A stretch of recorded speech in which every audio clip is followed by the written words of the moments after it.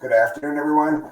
Ray and Ryan here with special guest Nell. We've got Movement Monday with Ray and Ryan. Ryan, do you want to go ahead and kick it off from there? Yeah, welcome everybody. Welcome back to another Monday. We've got a special guest with us. My friend Nell. We met through the CrossFit gym, but have discovered we've both enjoy running and several other activities, and so I've invited her to be on because she does another activity that she is very proficient in and is a coach in this area. But Nell, if you could tell us a little bit about the water sport that you're very, very good at. Well, I appreciate you introducing me in that way. I don't know if I'll say very, very good at, but have been doing for a very long time. And again, my apologies if there's a lot of background noise. I have an 11-month-old assistant and then dogs rumbling in the next room, because everybody needs your attention when you're on the screen. So. Very true, yes. So yeah, like Ryan said, we do CrossFit together, and that's something I've enjoyed for a while now, probably a good decade. And then we do these running events together. And obviously Ryan is a very proficient runner and coach. But my main sport, I would say my main priority sport is rowing. And I row on the water, as well as I coach an indoor rowing membership group of coaches trying to make money from indoor rowing or get better at indoor rowing or coach others to be better at indoor rowing.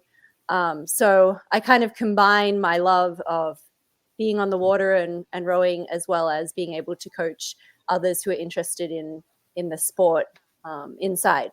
So I just was telling a friend of mine today that it's aging me to say this, but I've been rowing for almost 30 years, which is crazy. Yeah. Yeah. So you've got just a few years of experience. Just a few years. And it's funny in rowing, especially on the water, we don't really consider experts. Well, there's really never an expert. There's always something to learn. There's always something to work on. But the sport is very fascinating in that you could have rowed for 10 years and you're still a beginner, just because there is so much to learn about it. So people are like, oh, I've only been rowing, I'm still new. I'm still learning because I've only been rowing for a decade. So it's a very interesting sport in that way. But yeah. But on the flip side, people row for a very long time, into their 90s. So it's great. Yeah, well, so I'm a coach at Orange Theory, and obviously we have a rowing practice in a rowing part of our classes and whatnot. So I'm almost embarrassed to say anything about rowing, just because I've been a coach for 2 years, but it's only a third of what I coach on the floor, and so I've learned a lot, and I've watched a lot of Orange Theory coaches give pointers and whatnot. So I'm very interested in the conversation and definitely want to. If you have socials or whatnot, I definitely will be following those when we're done here today. So. Yeah, I'm a terrible social media person. Ryan can attest to that. But I can give you lots of social handles to follow to get any more experience, especially in indoor rowing. Never be embarrassed about it. I think that the wonderful thing about anything fitness related is that we're always growing, we're always learning. And honestly, people come up with, new ideas for rowing right now that I find fascinating. There's different ways to do things. There's always going to be different technique. People are trying to get faster. So never, think you don't know enough, because you can always learn more. But just we're never going to say, well, Ray, you shouldn't be coaching because you don't know enough. It's all right. Yeah, I appreciate that. No, and I'm always I want to absorb everything that I can to know different. For one, something that you teach me may have been something that I've never heard from anybody else, or I'm just a sponge. I want to hear it in different perspectives and different ways, because something might click to me differently that I've heard a million times before, but because of a way that it's presented differently, I'm always up for 100%. hearing it over. Yeah. Yeah. And that's the beauty of this coaching crew that I run, is that we have different perspectives. We have people coming from different parts of the world. And you're right, we all learn differently, right? So one tip or technique, trick that I say may click with one person, but a different technique, tip, or trick may work with somebody else. So it's always good to get different input from different people. Yeah. For sure. 100%. Well, now Ray and I have talked a lot about obviously his Orange Theory stuff. We've talked about CrossFit and just movement in general, but why do you think rowing would be a good alternative or another way just to get movement in? Oh, how much time do you have? How many ways can I love on rowing? How many things can I say? So one of the biggest, for me, reasons to love rowing is the ability to do it at any age, at any point, for as long as you want, because it is a non-impact sport and you can learn at any age. And I will tell you that I recently was in Boston for a race. There were, I think, 8,000. Hold on one second. So a week ago, yesterday, I was in Boston for a race where we have 8,000 athletes competing. And the biggest category in the event is what's called the singles race for 80 and over. Oh, 80-year-olds and over. Wow. And I find that so fascinating because it means that this sport is something that can be enjoyed long into, your lifetime. And I love running, don't get me wrong, and I love CrossFit. But both of those things tend to leave me sore a lot of the time, especially if I'm not training, and I come back to CrossFit after a week off, then I'm sore for a week, And with running, I love running, but I feel I get injured from time to time. Whereas rowing, I do it, 3 to 4 times a week. I never feel sore from it, unless you're doing, let's say, 20,000 meters at a time, 6 days a week, which is what's happened with Olympians and national team athletes. There can be overuse injuries, certainly. But for recreational athletes like myself, I always feel like I could row again, which is a really nice thing about rowing. In addition to that, we have this philosophy at You Can Row Too, which is where the membership lives. And we say we love that rowing is for everybody, and rowing will meet you wherever you are. So wherever you are on your fitness journey, wherever you are in your life. I've actually used rowing to train for a running marathon before because running was just too hard on my body at the time, but I needed to prepare. And so, I could go on and on about all the many benefits of why rowing is such a beautiful sport. But my daytime job is at a nonprofit organization which works to get kids rowing, particularly kids from underserved and underrepresented communities. And one of the reasons why we feel that rowing is so impactful is that there's actually a lot of research around the rhythmic notion, repetition, and how that affects our brain when we've had traumatic experiences. So there's a connection between healing from trauma and doing something repetitively. And then there's also a scientific connection between water and healing from trauma. So being on the water in a boat and doing something repetitively, like the rowing stroke, that's a very rhythmic motion, can be very healing for people experiencing or trying to get over trauma or come back from trauma or resolve traumatic experiences. So those are just a few of the reasons. I could continue, but I'd probably bore you all. No, and even that's fascinating enough. Mental health is extremely important, and especially traumatic experiences, and that's part of the reason why I encourage folks to exercise as often as they can. It's why Ryan and I are here, with Movement Monday, because I want to encourage as many people to get movement in on a regular basis, so they can do the things when they're 80 plus years old, so they can maintain a healthy headspace. And so, it works well for me to, as stress relief. And some people say, it seems like it's a lot to do and to keep moving all the time, but also it's a lot more for your body if you don't keep moving. And so, yeah, that's it, right? That's it. And then, and it makes sense with the repetitiveness. I've not heard that before, but also, the water, you figure the conditions for rowing typically are calm, serene waters that you want to have. And so that totally, I'm there mentally in the space, seeing what you're talking about. Yeah. That's And awesome. if you're really into the science, and sorry, he's discovered the robot vacuum. So he's just playing with that right now. He's keeping occupied. Or good. Yeah. It must be the flashing blue light.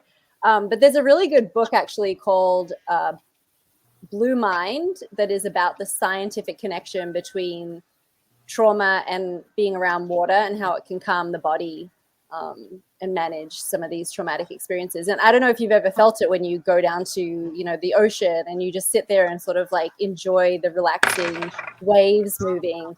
And you're kind of like, oh, I just feel great being here. But it's actually something's happening in your brain that makes that connection between being around water and feeling more calm. So fun fact, that's one of my favorite places to be. As you can see the picture on my wall back here, the tattoo on my arm is the beach. Oh my gosh.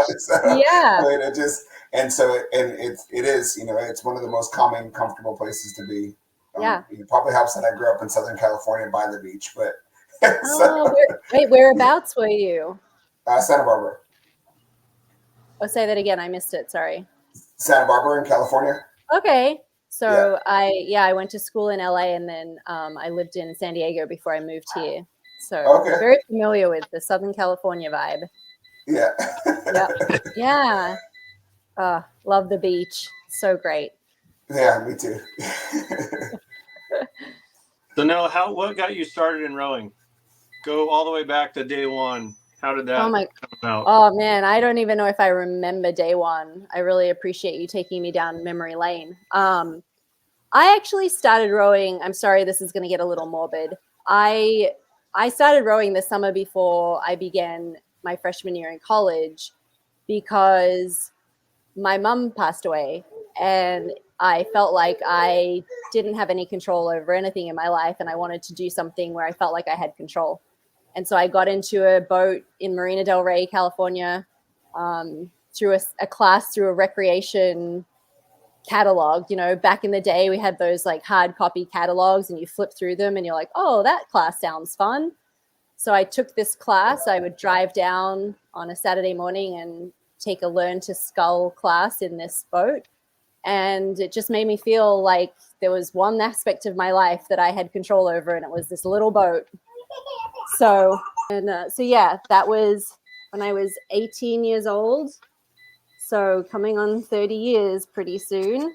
And I have never looked back. It's been what I consider rowing to be is the longest relationship I've ever had, and my first real love, and the most consistent thing in my life when there's clearly a lot going on in this background. I don't know if you know this, Ray, but I also have 3 horses, a bunch of chickens, and a turkey, and it's just chaos here all the time. So welcome to my life. You're just getting a little piece of it right now. It's always a little madness. Yeah. Yeah. I can understand it. Well, good. I'm glad you guys.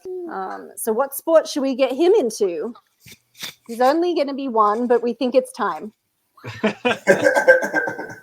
So I have a 10-year-old son, and he started playing soccer when he was 4 for that reason, because he was running everywhere all the time. I'm like, he's got to do something where he runs a lot. So he's now played soccer since he was 4. He's on a select team, and that's amazing. Yeah, so we've now gotten into other sports, but soccer was at 4 because of his activeness like that. Yeah. At 4. So this is in Washington State, I take it. You're not too far from us.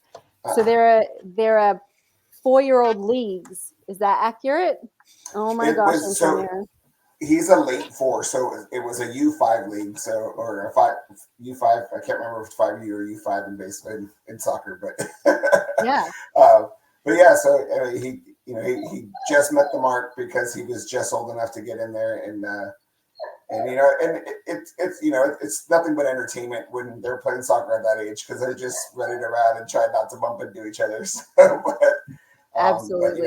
Yeah. we've come a long way because it's now I guess now it's the sixth season that he's been in it. So And he's still doing it. That's a good yes, sign. yeah, That's really cool. yeah. Yeah. And he I plays love that. baseball. He he runs with me sometimes. So we've done a couple runs together. We have one coming up on Thanksgiving. We're doing a turkey trot. And Yeah. he plays flag football. He actually is doing floor hockey at school right now. So Oh, that's um, awesome. he keeps busy. So I'm pretty sure Antonio will will find something pretty soon. He, I would agree. He's definitely going to be active and busy. Yeah, I mean, I'm a big believer in sports. You know, I love rowing, and rowing is I would say my ultimate sport. But I believe all sports are beneficial for, especially for kids when they're growing up. You know, there's really nothing better than having the camaraderie around you to build social emotional skills. There's nothing better than having goal setting. You know, you have to overcome disappointment and learn how to deal with that. You know, you're not going to always win, so there's always going to be some adversity. I think just the skills that you learn in sports are going to prepare you for life. And I will always feel that way. And there are other things, you know, obviously you can have after school activities and other hobbies that will be beneficial as well. But I don't know if this is just my own little, I'm just going to get on my soapbox now, but I don't know if, you know, there's anything better than sports because you just learn so many things. And yeah, so it's not a question of whether or not there will be sports. It's a question of what sports are we going to do. I understand that 100%. I didn't have the opportunity to play as many sports as my son does, so Yeah. I try to let him do pretty much anything he wants to do, if it can fit into the schedule. At some point, it's like we can't do 3 sports in the same season, but that's not going to work. So, That's it. yeah. So no, Ray and I have both we've been on rowers and gyms, but what's the biggest difference like between that and actually being on the water? I'm sure there's a major difference. Yeah, I would say that, you know, the rowing machine, or what we call the ergometer, is similar in a way to being on like a spin bike and then going out on a road bike. So I think it's really helpful to learn the basic stroke and the idea that, you know, it's a full body motion, it's a leg drive, and then a body swing, and then an arm pull. And it's helpful for conditioning, certainly. And I love indoor rowing, don't get me wrong. But when you take it from a machine to a boat, you've got balance to worry about, which is essential. You've got oars in both hands a lot of the time, so oar handles in both hands. You've got wind, maybe rain. You've maybe got some wakes or waves to deal with. So there's different, you know, environmental factors that you have to take into consideration. You might have other people in the boat with you, and they're not necessarily doing the same thing you are, but ideally they are, but not always. You might have somebody telling you what to do, which can be a little bit different.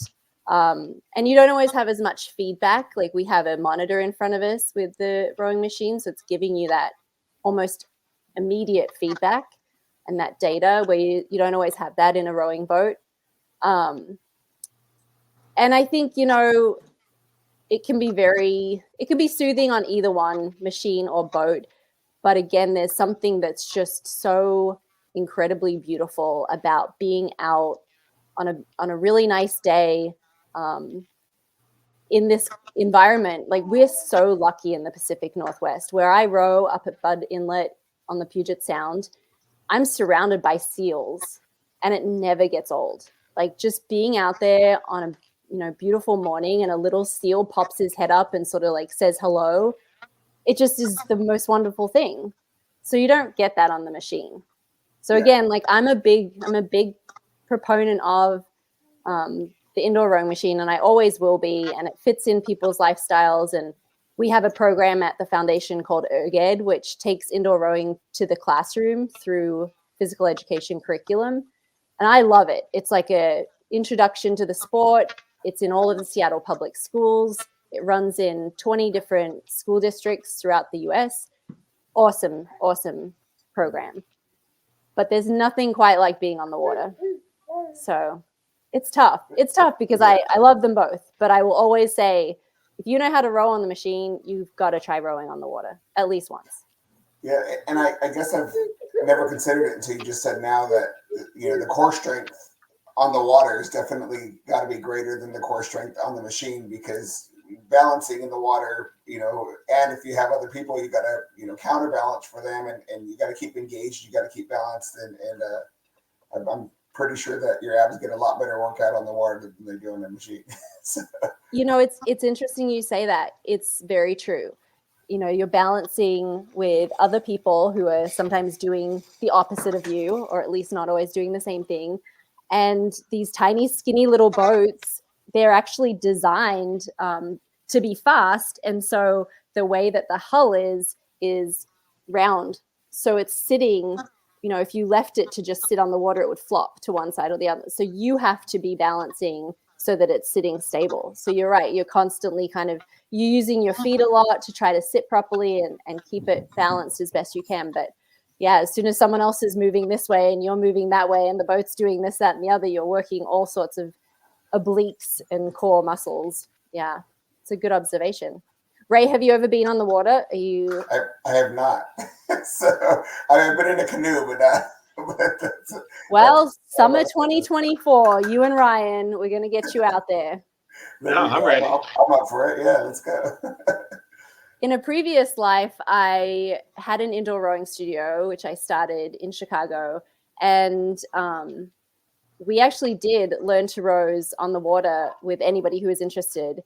And so we had a few summers where we got people who had just been part of the gym doing indoor rowing, would go out on the water, and we would do these really fun one-day experiences. And it was great. I don't have as much access these days to the equipment that would be great for that sort of a facilitation, but we can figure it out, Ryan. I think between, the two of you, and then we just need 6 other people. We can get 6 other people from the gym, I bet. I'm sure we could. Yeah, for sure. I'm sure Ray's probably got a couple people that he knows up there that would join us. Yeah. I'll test somebody out. I know one person does anything for a medal, so I'll just make a makeshift medal and say that we're going. I can bring medals. Don't you worry. I can always make some makeshift medals. So, where is the Orange Theory that you coach at? Lake Taps. So up, just up above. Are you familiar with where Lake Taps is at? Not really. I'm so terrible with the geography in this area. Yeah, well, because it's a smaller area, so that's why I always go right into explaining where it's at. I don't even assume that anybody knows where. So we're west of Bonnie Lake. Okay. But east of Federal Way, Milton, Edgewood area. Okay, so you're not too far from us, and No. and where I row is Olympia, so it's not that far at all from you. And there's actually like a really nice rowing facility at Commencement Bay, which is not that far. Yeah. And my son lives in Olympia. He just moved. Oh yeah. Oh really? Yeah, I have a 21 and a 22-year-old as well. So. Well, yes. You look amazing, so that's impressive. It must be the fitness. It must be all the exercise. Yeah. So, switch gears just a little bit. Fitness obviously is very important, but where does nutrition for you come into play? How does that affect how you do what you do? Yeah, that's a great question. In full transparency, I'm probably not nearly as good with my nutrition as I should be. I think a lot of it is burnout. I have spent so many years being so on top of my nutrition, counting all my macros, weighing and measuring all my food. These days, I go a lot by feel more than anything. So nutrition is always going to be important. It's for me, I personally feel better when I eat well.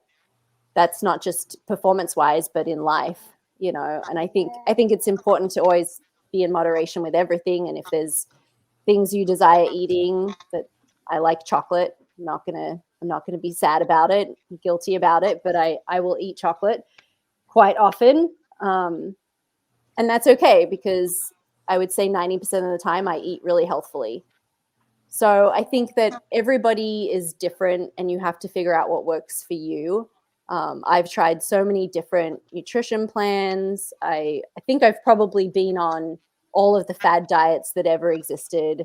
And I've tried a lot of different things. But I'm fortunate because in my girlfriend group, I have quite a few nutrition coaches. And if I've ever got questions, I just ask them, what do you think about this food? What do you think about this supplement? What do you think about, this fad?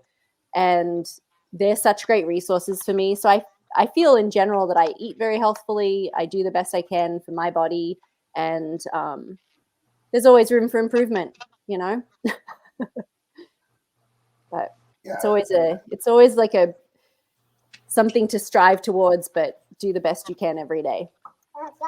And I think, I can relate to when you say I go off of feel anymore, because I don't measure unless I'm like on like some sort of a meal plan or a challenge or something. That's when I measure. But other than that, I've done it for long enough that I know, Yep. What's good, what's bad, what's going to take me out of range or whatnot. Exactly. And so, and so I think a lot of people can relate to that. Sometimes it becomes a feeling after so long, because you have a baby, you have horses, you have chickens, you don't have time to record all your macros and monitor that. So life happens, but also in your head, what you're working with. And so, I think that's exactly it. Like, I think that I've done it long enough now where, I can be pretty accurate with how much I'm eating, what I'm eating, and how it's going to make me feel. And that comes with just, lots of knowledge and trying it all. But I did at one point in my life, hopefully you guys can still see me now that we've just played with this keyboard for a moment. At one point in my life, I did a health coaching course where we explored over 100 different nutrition plans. And all I could think at the time was, how are there 100 different nutrition plans? And it was everything from Ayurvedic, if you've ever heard of that, to, ketosis, to kind of what Ray and I were just talking about, where it's you just go by feel, you figured it out enough. So and I think the biggest thing that came out of it for me doing this course was that everybody's different, and you just have to figure out what works for you. You can't say, Ryan, you should go do intermittent fasting, because it might not work for you. So, and that's the beauty of a nutrition coach, is that their job is to figure out how to customize a plan for each person, and everybody is going to have a little bit of a different need. And people's, interestingly, we all process food differently. So what we think is healthy, like broccoli, for example, some people can be intolerant to. And so you really have to play with it a lot and figure out what makes you feel healthy, good, and perform at your best. And it takes a lot of testing and trial and error. So and that's one thing Ryan and I have discussed. In the past, just last week we discussed how your body's different than other people's. So for that relates to that as well. That my body style and Ryan's body style are completely different. He's about 6 inches taller than me, I think, if not more. And so his 200 pounds is going to look different than my 200 pounds. And so, but also, the workout style that you do, if that nutrition comes into play, because if you're heavy into the cardio, then you probably need the more carbs. And so, and I did keto for 3 years, and I learned that once I got more active, I couldn't do it as much because my body needed the carbs. So, exactly. I completely, I agree with 100% with what you're saying. And, the reason why there's 100, because people will do 100 variations of different things. So it's true to figure it out, right? We'll do it all to figure it out. If we're interested and we're curious, and we're trying to figure out how to best perform or how to feel our best, we'll try them all. I definitely I definitely have tried my fair share, that's for sure. I mean, I don't eat before I work out, like I cannot eat anything and have something sitting in my stomach, which is why a 6 a.m. CrossFit class works for me, or rowing early in the morning, because the idea of eating and then going and working out is like, well, it's not gonna sit well, I'm not gonna perform well. So it's taken me a while to learn, and figure that out. And everybody is like, what? You don't eat before you work out? Nope. I don't eat before I race. I generally work out or race and then have a big meal. So, yeah, everybody's different. Look at that cutie patootie back there exploring your house. Oh, yeah. Yeah. Well, Nell, one more question, then we can let you get back to your mom duties a little more attentively. So if somebody wanted to start rowing, where would you send them? Love this question. So if somebody wanted to start rowing on the water, there are a couple of websites that you can figure out probably honestly Google Maps. You could just put in like rowing club. That's probably the fastest way if you want to find a club near you. And nearly every single rowing club in the nation offers a learn to row in some capacity. There is a learn to row day in June. It's the first weekend in June every single year. That is National Learn to Row Day, and it's free. Nearly every club will participate. So that's a really great opportunity to just go try the sport and see what you think. For indoor rowing, it's a little tougher, because as much as we would like for indoor rowing to become kind of like spin classes, it hasn't quite made it yet. I think Orange Theory is amazing because they've brought indoor rowing into the fitness scene way better than any other, even with CrossFit. I don't want to be critical of CrossFit, but unfortunately, the way that CrossFit does indoor rowing, it's not really all of the benefits that indoor rowing can be, because we do CrossFit workouts, we redline for 2 minutes, we fall off the rowing machine and we're like, that's the worst thing ever, let's never do that again. And rowing can be so wonderful. It doesn't have to be like that, right? So if you wanted to try indoor rowing, I would say like look for an Orange Theory, or sometimes on Concept 2's website there'll be facilities where you could see if you live near an indoor rowing facility. I'm trying to think if there are any other kind of like there used to be different ones that I belong to in Chicago, but I'm not as familiar out here with like the different fitness facilities that have indoor rowing.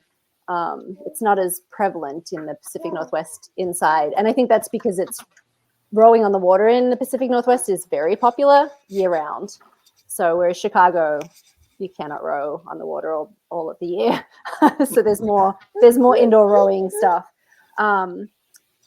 But yeah, I think, if you know how to row on the machine, then I definitely encourage everybody to row on the water and just try it. Either a free learn to row or trying it out as like a class and doing that for fun, because it can be so rewarding. So next summer, it sounds like I'm going to get both of you guys into a boat. Maybe Antonio will be big enough to be a coxswain and steer the boat. I have joked about taking him in the boat with me, and people get really weird about it at my club. They're like, I feel like that's really unsafe and, blah, blah, blah. And I'm like, but he's been in a kayak and he's been on a stand-up paddleboard. I don't know how it's any different. Quite honestly, I'm more proficient rowing than I am kayaking or stand-up paddleboarding, but I understand the hesitation. So, so yeah. Let me think about that one with how you would find indoor rowing these days, because I don't know that there are that many facilities outside of Orange Theory. What do you think, Ray? Where else would you go to indoor row at this point? I've never looked for any, so I don't know. I've not heard of anything other than Orange Theory, and so everything that I know about rowing, I've learned from Orange Theory, or the Orange Theory universe, if you will. So and there are lots of certified instructors for indoor rowing, which you can find on Concept 2's website, just concept2.com. Thank you for your narrative. but those people might do like, personal training or group sessions out of their own gyms at home or in their facilities at gyms around them. So that's an option. It's concept2.com. Just look for a certified instructor. But yeah, when I started my indoor rowing facility in 2009 in Chicago, I was very hopeful that indoor rowing would take off like a spinning, kind of like spinning did, or even like CrossFit did. But for some reason it hasn't gone the same way, and I'm not sure what the hesitation is. Sometimes I feel a little sad that maybe CrossFit did indoor rowing a disservice by making the workout seem so awful. So hardcore. Yeah, even in the Orange Theory world, you have your choice of starting on the treadmill or the rower, and probably a majority of the people are going to pick the treadmill every time. And I think it's familiarity. Yeah. I used to be the person that would only start on the treadmill, but I only start on the rower now because I know that that's where I'm going to get. For one, it's a full body workout, and so it's where I want to give the most of my strength and want to have most of my energy to tackle. I can run even when I'm tired, but it's harder to row when you're fatigued. So that's it. That's exactly. Yeah. So, and I think it's not a natural movement, right? Like you have to really know what you're doing. It's not something like running you can kind of figure out because you get on, you start moving. You're sort of like, okay, well, I understand how to put one foot in front of the other. And I'm sure Ryan's like, grimacing right now, but you could speak to like, there's obviously like better techniques to running, of course, like there's form and there's styles and there's way to be more efficient. But at least at the very basic level, most people can understand how to run without a coach saying like, this is how you run. Yeah. Whereas like rowing, unfortunately you can get it wrong, and it can be unsafe. So you do need somebody, and it can be daunting to look at this machine and be like, I don't understand how to use this. And then you see some very interesting styles, but it's just not as intuitive as would be really helpful so that we could get more people into it, I think. Yeah. Well, but I appreciate you. Sorry, What was that? It's fear of the unknown too, so Yeah, exactly. Well, and I think that's what the message from our coaching crew at You Can Row Too is that it really is for everybody. And I know it is a little scary because it's this new thing, this new machine or this new sport. But I have people in the coaching crew who are brand new to rowing, and I have people in the coaching crew who have been rowing for 50 years. And it's everything in between. And they're just trying to get better and learn how to coach better. And it's a great community. And there's a lot of online communities actually for indoor rowing.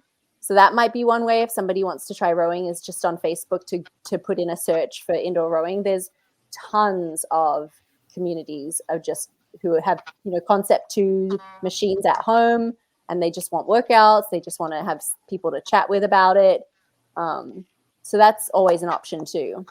So I guess like they could just contact me and I'll tell you like, where can we find you a way to row? I'll figure it out. I love your passion for it. It's great.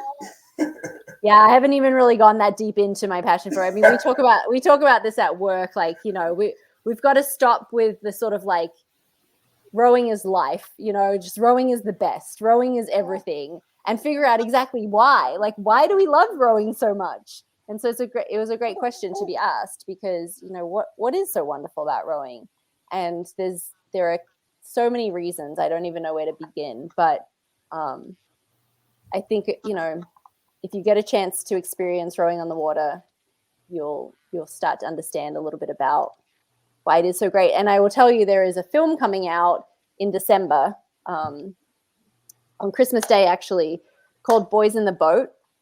And it is a beautiful story about the University of Washington men's rowing team who won the 1936 Olympics in a time that they weren't expected to even be in the Olympics, and they certainly were not expected to win.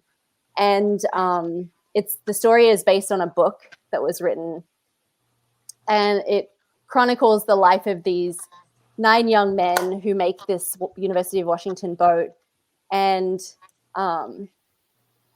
it gives you an insight into what rowing is all about and why these, I would call them at the time kids, young men, were so bound to the sport and so solidified rowing. So encourage you guys to see the film. George Clooney directed it. It's going to be great. I mean, that's cool because it's local too. So yeah, exactly.